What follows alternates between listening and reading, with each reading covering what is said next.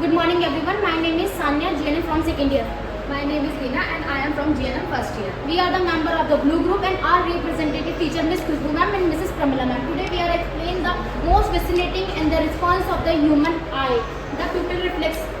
The pupillary reflex जो कि pupil का movement है डायरेक्ट और इनडायरेक्ट और एक ऑटोमेटिक और एक इनवॉलेंट्री मूवमेंट है जो कि हमारे pupillary में होता है। तो मैं आपको बताना चाहूँगी जैसे ही हमारे आई पर कोई रोशनी आती है या फिर कोई लाइट आती है तो हमारी पिupil जो है वो कंस्ट्रिक्ट हो जाती है और जब रोशनी बंद होती है तो वो अपने पोजीशन में डायरेक्ट वापस हो जाती है। जो भी हम चीज़ हमने विजन करी है वो हमारे आई के अंदर प्यूपिल से लेंस में जाती है, लेंस से वो रेटिना तक पहुँचती है और रेटिना में आकर वो हमारे जो ऑप्टिक डिस्क के जरिए ऑप्टिक नर्व जो कि क्रेनियल नर्व की सेकंड नर्व है उससे हमारे ब्रेन में इम्पल्सेस जाते हैं जो कि हमारे ब्रेन के ऑक्सीपिटल लोब में जाकर वो जनरेट करता है कि हमने एक्चुअल में विजन क्या किया है, हमने कौन सा कलर देखा है, किस शेप की हमने चीज़ देखी है।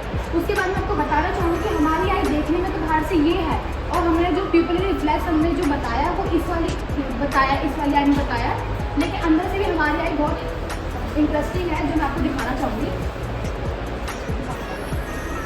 आप यहाँ पे देख सकते हैं हमने इधर आई का इनर मोस्ट चीज़ें बताई कि हमारी आई में एक्चुअली है कौन कौन सी चीज़ें। तो जैसे कि आप देख सकते हैं कि नॉर्मली लेंस अगर हम किसी के आई में देखते हैं तो नॉर्मली चीज़ हमें ये दिखती है कि एक लेंस एक ऐसा होता है, लेकिन अंदर इन लेंस के अंदर ही बहुत सारे पार्ट है जिसमें मैं आपको बताना चाहूँगी। सबसे आगे होता है कॉर्निया।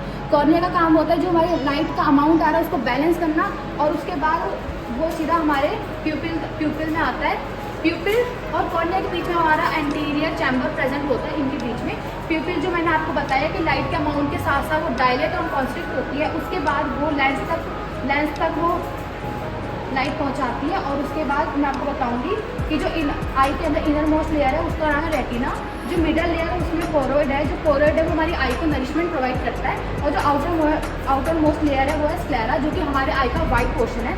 उसके बाद जो भी हमारी ऑप्टिक नर्व जो मैंने आपको बताई थी जो क्रेनियल नर्व की सेकंड नर्व है ऑप्टिक नर्व, वो हमारे विजन में काम आती है जो कि ऑप्टिक डिस्क के थ्रू हमारे ब्रेन में जाती है और वहाँ पे जनरेट करती है कि हमने विजन क्या किया है। हमारी रियल ह्यूमन आई में ऑप्टिक नर्व हमारा विजन देखती है और ऑक्यूलोमोटिव नर्व हमारे आई की मूवमेंट को देखती है। लेकिन इस मॉडल में हमने सिर्फ बेसिक मटेरियल्स का यूज़ करके हमने आई मॉडल को दिखाया और पिupil रिफ्लेक्स दिखाया है।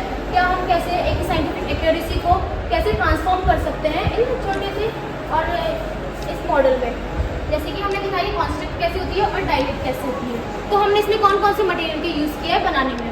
हमने अपने मॉडल को बनाने के लिए कार्डबोर्ड का यूज़ किया है इसका बेस बनाने के लिए। तो जैसा कि बेस स्ट्रॉन्ग होगा, जैसे कि एग्जांपल हमारा नर्सिंग फाउंडेशन है, अगर हमारा फर्स्ट ईयर अच्छे से हो पाएगा तभी तो हम फर्स्ट सेकंड और थर्ड ईयर को अच्छे से पास कर पाएंगे। अगर हमारा बेस स्ट्रॉन्ग हो तो हम आगे और भी जा सकते हैं। तो इसलिए हमने अपने बेस को स्ट्रॉन्ग बनाने के लिए कार्डबोर्ड का यूज़ किया। उसके बाद हमने अपनी आई बॉल को बनाने के लिए हमने प्लास्टिक बॉल को इस्तेमाल किया। उसके बाद हमने पीओपी से इसकी कवरिंग दी है और उनकी शेप दी है। तो उसके बाद पेंटिंग कलर से हमने इसकी नर्व्स बनाई हैं और जो कार्डबोर्ड की लेयर है उससे हमने मसल्स बनाई जो कि सुपीरियर और इंफीरियर रेक्टस, सुपीरियर और इंफीरियर ऑब्लिक।